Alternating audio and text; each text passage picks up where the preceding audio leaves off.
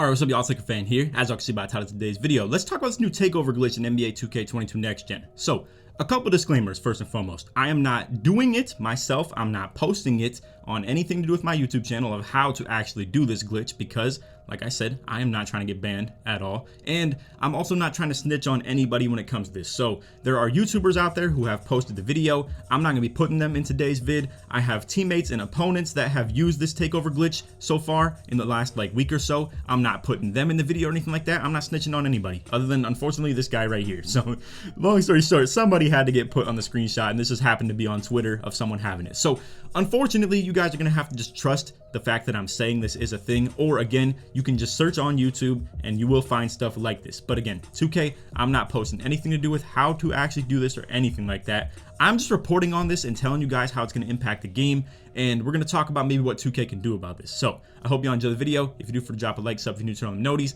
all good stuff, and like always, try to win 500 likes. Now, this build right here, right? You're gonna see it has enhanced jump shot contest on a build that clearly cannot get lock takeover. This is the least of my concerns though. We're talking about literally a 5'10" build that gets lock take. That's really not that big a deal.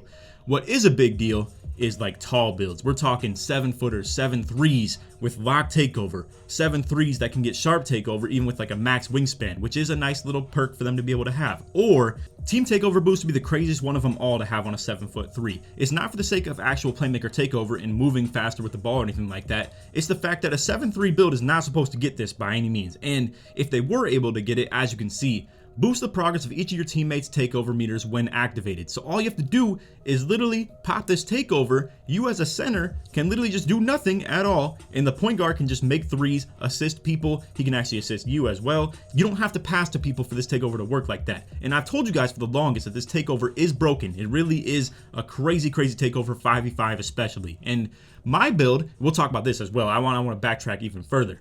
My build actually gets this that I run Team Pro-Am with. I made a 6'10". I want to play as an undersized center for the sake of this actually was one of the reasons I wanted to make that. Team Takeover Boost is something that I am running as a center in a legitimate way. I created the build specifically to be able to get this takeover right here, and it's going crazy too. I'm playing at the 4. I'm a pick and roll guy who is still scoring, assisting a lot, and just getting rebounds and stuff like that. And I activate Team Takeover Boost for the rest of my teammates to go crazy. They can make threes and just get takeover. They can get rebounds, shot blocks, and still go crazy on their takeover as well. But again, if you allow 7-3 centers to have this, then what was the point of even making my build like this if I made it specifically for that reason? Now, I made it for other reasons. I made it for driving dunk, standing dunk reasons. It can still shoot. It can still ball handle really good. Its versatility on defense is still a thing. But let's say you're someone out there who made a build specifically for what takeovers you wanted to have on yours. Well, there's no point anymore. I mean, like I said, you can come out here on 7-3 centers and run lock take, play take, sharp, slash, all that stuff. And you could even be a build with 25 post control and still have post takeover, all that crazy stuff. So long story short, how does this impact the game? Well, I think it can be fun in a way, to be completely honest with you guys. This will actually add some fun to the game, but on the other end of things, we already just talked about the negatives to it, right? You could be someone who wanted to make a special build that gets a specific takeover, and you have the 4 options. Now, any build can literally put all 24 takeovers on your build, and that is kind of toxic to an extent, to be honest with you guys. I think in the sense of who does it impact or help the most, it is going to be taller builds though. As a lot of you guys know, slash and lock takeover, I have made videos on this. They boost your takeover ratings, as in speed and stuff like that, acceleration and vertical and all types of stuff like that, physicals. Slash and lock go crazy with boosting your physicals.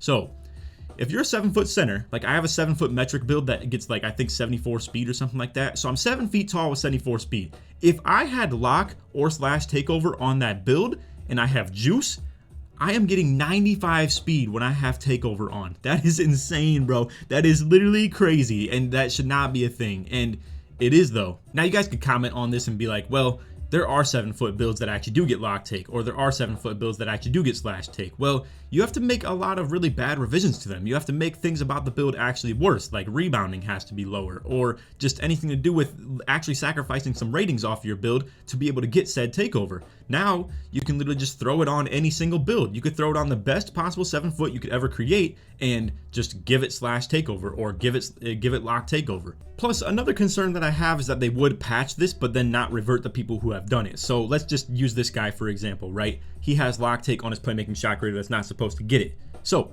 pretty much, let's just say they do patch it, right? And they make it so you can no longer do this, but they don't revert the people who have done it. Well, then this guy just gets to keep lock takeover forever on this build, and the rest of the player base doesn't.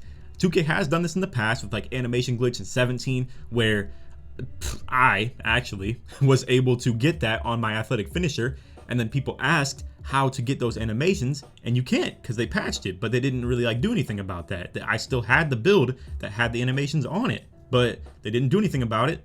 And long story short, I was at a complete advantage in terms of me having that and nobody else can. Now, these are days in the past. I again, like I said, have not done anything like this ever since, and I never will. I actually got banned in 17 for doing the badge glitch and posting it on YouTube. Now, I want to let you guys know, I don't want to give you the green light on doing stuff like this, because I will say anybody could literally get banned. I'll just say that much. But your chances of getting banned are probably pretty unlikely if you're actually not a YouTuber who's making a video on how to do it.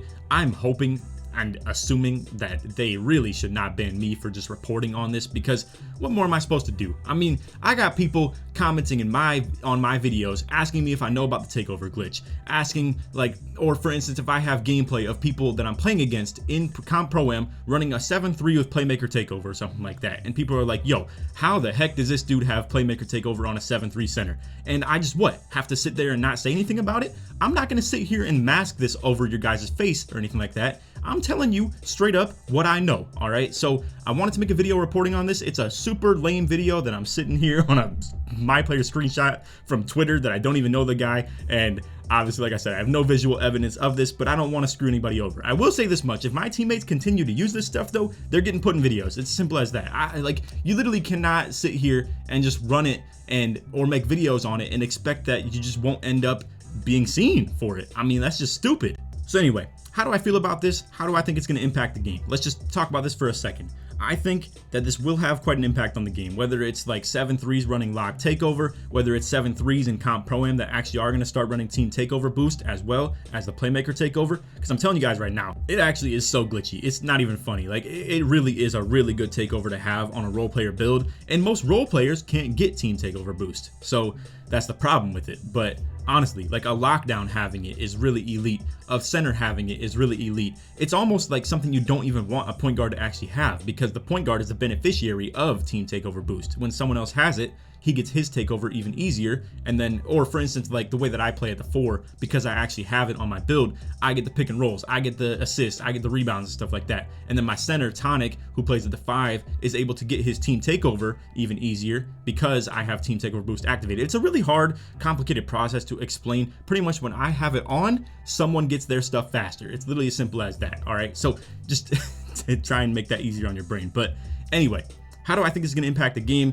It will be kind of toxic. People who really just don't care about getting banned are going to be doing it, and they're the beneficiaries of it. It's also going to be a lot of fun for those people as well, and we're going to be missing out on that fun, myself included, because I don't want to get banned. So overall, I'm going to wait on this for like a week or two probably and see if like people just like are running it even more and more and more, because it would actually be very fun to run this. For my build that only has 84 driving dunk, it'd be so fun to try and come out here with slash take and actually like do things like that and try and see how it impacts my contact dunking ability on the 84 driving dunk, or to come out here with like lock takeover on a build that's not supposed to get it, or my build that has 25 post control yet it's still 6'10" to run post takeover. That'd be really interesting to try and play around with that stuff, but again, I'm not going to do it for now because obviously, like I said, it's a little bit skeptical and you could get banned for it, so I don't want to do said thing. But anyway, wanted to tell you guys about this. All right, like, you guys who comment on this video and are going to be like, LakerFan, you're just showing more people how to do this. A, I'm not showing how to do it in the first place. B, it's not my problem. 2K needs to patch this. It's not like my own problem to deal with that. And again, I'm not going to sit here and hide this from you guys. I'm not going to sit here and be like, oh, then maybe more people will run it and I can't, so I don't want them to be able to run it because it's going to hurt me and it's not going to help me. I'm not going to sit here and be on that BS, bro. A lot of y'all just be commenting stuff like that. I remember people used to say that about my badge ranking videos. They'd be like, oh, Laker's just not telling you guys about some of the best badges in the game so that when you play against him, you don't have those badges equipped and he has a better chance of winning. That's the stupidest shit I've ever heard, bro. It's so dumb to hear that. But anyway, like I said, I wanted to just tell you guys about it. You can go ahead and do what you want with this information. Again, 2K, you better not be banning me for this. That's all I'm saying. I literally just showed a screenshot of a dude having lock take for the whole time and just telling people what to avoid, and the fact that they're not getting hoodwinked in the park when they play against builds like this. Like, they're not special builds. They're not special builds that someone just created a playmaker takeover build with 7-3 or anything like that. The chances, actually, there is a possibility that is the case, but the chances are that it's probably someone who glitched it onto the build. And if you look at their player card and you see something like this and you're like, how the heck does this dude have lock takeover? Well, when you look at the player card and the dude has horrible perimeter defense and know the 90 skill rating is not enough to get lock takeover. Everybody knows that. Like, it has to be perimeter defense being higher, around like 85, to be able to get lock take as an option, yet he doesn't have it. So it's not some special thing he did with the build. It's literally just the build's not supposed to have it. So anyway, that's all for video. I hope y'all enjoyed. Like I said, we're not trying to expose anybody here. I'm not exposing any YouTubers who have done it or like players that I've played with that have done it, but just wanted to put this on the YouTube channel and just tell you guys about it. Simple as that. So anyway, that's all for video. Hope y'all enjoyed. If you made it to the end of the video, put take in the comments to support all the way through. And on that, like I said, feel free to leave your feedback too. I want to hear what you guys think. If this improves the game, if it makes it worse, if this is like the end of the world for you. I don't think it's the end of the world. I really think that this is like a minimal thing that really won't change the game that much. I mean, people with takeover, like you probably play against takeover on the court, maybe like 20% of the game they play. So it's really not that big a deal, but it does still impact the game quite a bit. And it depends on what build people have as well, as far as like how much it really truly does impact the game. Like a 7-2 with lock takeover is crazy, bro. Like you play better passing lanes with how freakishly long your wingspan already is, your steal rating improving, and just the fact that you do have lock takeover on is going to be crazy. Your speed and acceleration and just like all the physicals getting boosted as well is also kind of crazy. And just in general, it can turn point forwards into an absolute beast too. I mean, these versatile builds that can get any takeover already are going to be even more crazy because they actually are good at pretty much everything. Like a 6'10 that has like 70s in every rating. Like my 6'10 would benefit off this so much. But again, I'm not doing it because I'm not getting banned, all right? So simple as that. And again, last disclaimer that I wanted to put on this video. I posted this to let you guys know that you're dealing with this in the park. Some of you guys might not know why you're playing against builds like this. I made this video to tell you this is why. Simple as that. I'm not showing a tutorial on it. I'm not showing how to do it. I'm not showing gameplay of people using it. I'm just letting you guys know that you may be playing against this and you don't even know it, and I wanted to bring that to your attention. So 2K, if that's such a bad thing, then ban me, I guess. That's BS. But anyway, other than that, that's all for video. Hope you all enjoyed. Take it easy, man. Peace.